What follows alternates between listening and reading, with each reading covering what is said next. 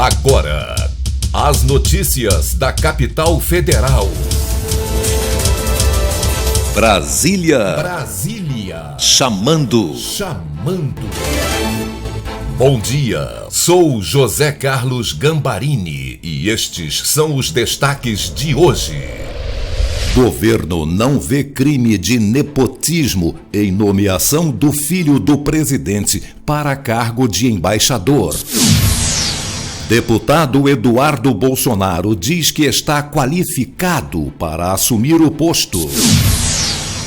O drama das viúvas e órfãos, os mais atingidos pela reforma da Previdência. O que vai mudar na pensão por morte? Saiba tudo aqui agora.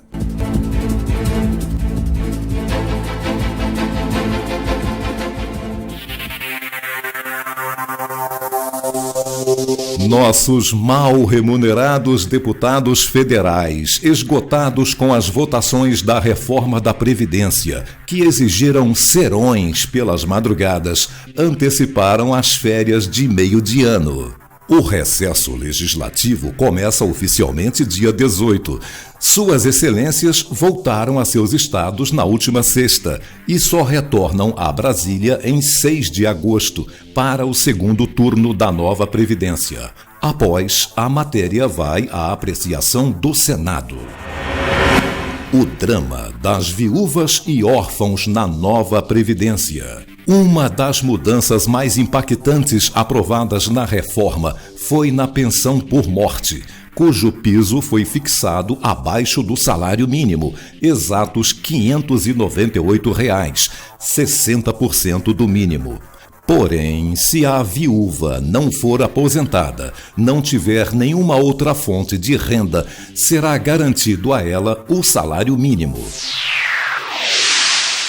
Para esmiuçar esse capítulo, considerado dos mais injustos da reforma, recorri a meu amigo, também youtuber, Dr. Jorge Rodrigues, especialista em direito previdenciário. Doutor Jorge, como é e como ficará se a reforma aprovada na Câmara for mantida no Senado? Como é que é o cálculo da pensão hoje? 100%, né? Então a pessoa vem a falecer, aquele benefício ele passa integralmente para a pessoa do dependente, a viúva, ou filho menor, o filho maior inválido, passa integral, 100%, sem nenhum redutor. Como é que ficaria? O cálculo do governo é da seguinte forma: ele pretende pagar 60% do valor da pensão. Então suponhamos que a pensão dê lá um salário mínimo, 50% como cota base, mais 10% para cada dependente. Como o viúvo ou viúva já parte 10% dele, então é 50 mais 10, 60. Então o valor inicial já é 60% do valor do benefício do falecido ou falecida. Nas comissões teve alteração. Teve uma alteração da seguinte forma: se a pessoa não tiver mais nenhuma renda, a única renda dela é a pensão, ou vai ser a pensão, ela mantém no mínimo um salário mínimo. Porque como estava apresentado pelo governo, a pessoa ia receber inicialmente 60% do salário mínimo, ou seja, ia receber menos do que um salário mínimo. Entendeu-se aí a comissão que pelo menos então um salário mínimo seria o justo para receber de pensão. Para quem não tem nenhum outro benefício, para quem não é aposentado, não recebe mais nenhum outro benefício, somente a pensão. Então, se a pessoa tem 5 filhos, né? Então recebe 100% da média. Só que acontece o seguinte: cada filho que fica maior de idade, a cota dele desaparece, ela não volta para a viúva e para os outros filhos. Na regra atual, essa cota volta para a viúva. Na regra atual funciona assim, vou dar um exemplo: a viúva e 2 filhos. Um filho ficou de maior, a parte dele vai para o outro filho e para a viúva. Esse outro filho ficou maior, a cota dele vai para a viúva, e a viúva fica com 100%, viúva ou viúva. Então hoje a cota passa para o dependente. Na proposta de reforma não passa. Ficou maior de idade, aquele valor já se perde. Em maior de idade se entende 21 anos, ok? Para fins de pensão de previdência social. Tem um detalhe: quando tem um filho dependente inválido, aí a pensão fica 100% para ele. O valor da pensão ficaria 100%, não tem redutor. Então, suponhamos que venha a falecer e tem um filho maior de idade ou menor de idade inválido. A pensão fica 100%, ela não é 60%, é 100%. Essa é uma exceção a essa regra dos 60%. Até a próxima. Obrigado, Dr. Jorge Rodrigues, especialista em Direito Previdenciário. Já superada a nova Previdência na Câmara, o noticiário se volta para a anunciada nomeação do deputado Eduardo Bolsonaro para o posto de embaixador nos Estados Unidos, que é a intenção do presidente Jair Bolsonaro. O ministro das Relações Exteriores, Ernesto Araújo, declarou apoio a Eduardo e disse que a nomeação do filho pelo presidente não configura nepotismo. Não há nepotismo nenhum, se for realmente essa a decisão do presidente, não vejo nepotismo nenhum, porque a nomeação de uma pessoa será, se for o caso, a nomeação de uma pessoa que tem a capacidade de atuação e que tem um comprometimento com as linhas de política externa do presidente da República, minhas no caso. Então, essa é a razão que levaria, nesse caso, a essa nomeação. O deputado Eduardo Bolsonaro está animado para assumir a embaixada norte-americana. Ele se considera gabaritado para a função e pretende ser voz e ouvidos de Bolsonaro lá na maior potência do planeta.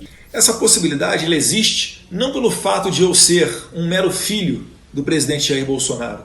Sou formado em Direito pela FRJ, advogado, concursado, passei na prova da OAB, escrivão de Polícia Federal, uma pós-graduação em Economia, falo inglês, português e espanhol, tenho uma vivência no mundo, já tive a oportunidade de viajar por boa parte dele e já fiz várias idas aos Estados Unidos. Se a gente somar isso tudo, as viagens internacionais que eu fiz com o presidente Jair Bolsonaro e com a presidência da Comissão de Relações Exteriores e Defesa Nacional aqui da Câmara, eu tenho um certo gabarito e é isso que me dá respaldo para essa possibilidade de nomeação. Enfim, há uma possibilidade imensa da gente conseguir melhorar e colocar em outro patamar as relações entre os Estados Unidos, que é a maior potência econômica, a maior potência mundial, Aqui no Congresso, eu sou apenas mais um dentre os 513 deputados federais.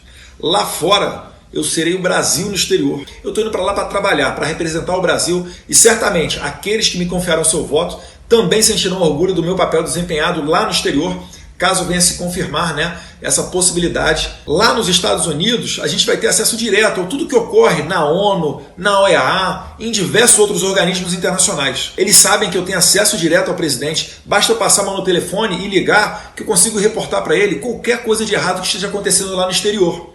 Inclusive, esse é um dos principais papéis do embaixador, colocar em contato os dois governos. E certamente, além da minha boa entrada junto ao presidente do Brasil, os bons contatos que eu tenho junto ao Trump, aos seus filhos, ao governo da Casa Branca, também colocariam essa relação nesse patamar de um contato direto, onde qualquer tipo de dúvida poderia ser resolvido numa questão de estalar de dedos. Eu vou desempenhar essa missão da melhor maneira possível, caso ela venha se concretizar. A polêmica nas redes sociais neste fim de semana foi a nomeação do deputado Eduardo Bolsonaro para embaixador nos Estados Unidos. Afinal, o presidente pode nomear seu filho para essa função diplomática? Consultei a voz da experiência, meu amigo Alexandre Garcia. Alexandre, Bolsonaro pode e deve nomear seu filho embaixador? Eu começo dizendo que o presidente da República tem todo o direito de nomear quem quer que seja para o país que ele quiser como representante do Brasil. Pode nomear qualquer pessoa, só não pode nomear parente, porque não pega bem, Tanto que em Washington, eu lembro que já foram embaixadores sem ser de carreira, por razões políticas, o Hernânio do Amaral Peixoto, que era genro do Getúlio, mas se não me engano, foi nomeado pelo Juscelino. Aliás, o Juscelino nomeou Walter Moreira Salles, banqueiro, por 2 vezes para a embaixada de Washington. Castelo Branco nomeou Juracy Magalhães, foi senador, se não me engano, foi governador da Bahia também. Delfim Neto foi embaixador em Paris. Lá em Lisboa, Itamar Franco, José Aparecido de Oliveira, que foi governador de Brasília, Paz de Andrade, que foi presidente da Câmara. Lula nomeou o petista Tilden Santiago embaixador em Havana, em Cuba. Então o presidente pode. Eu acho que só não pode nomear parente.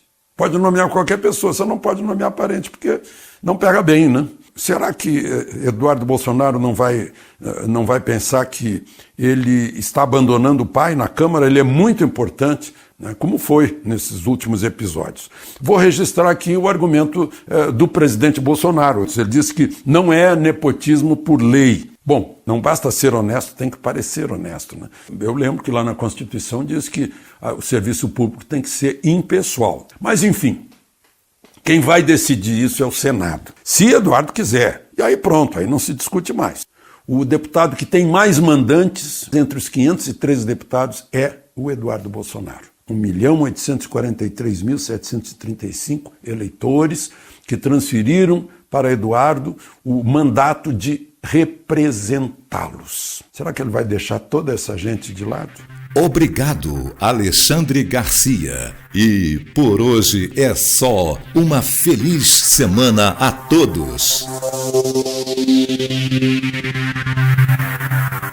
Brasília Chamando volta amanhã, sempre neste horário, especialmente para a Cultura FM de Castelo, a líder absoluta de audiência em todo o sul do Espírito Santo. Até lá!